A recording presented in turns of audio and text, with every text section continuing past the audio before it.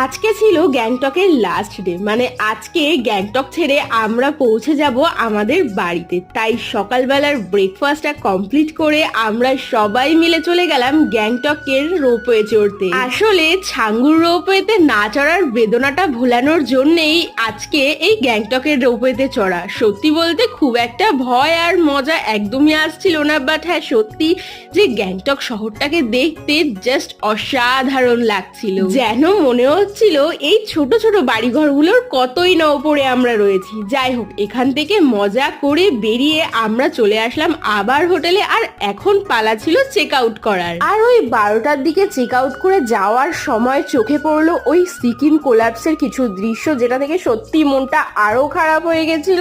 যাই হোক, লাঞ্চটা করেছিলাম বাইরেই। তো আমাদের সফরের লাস্ট লাঞ্চ ছিল এটা। তোমাদের কেমন লাগলো জানিও, আর করে দিও সাবস্ক্রাইব।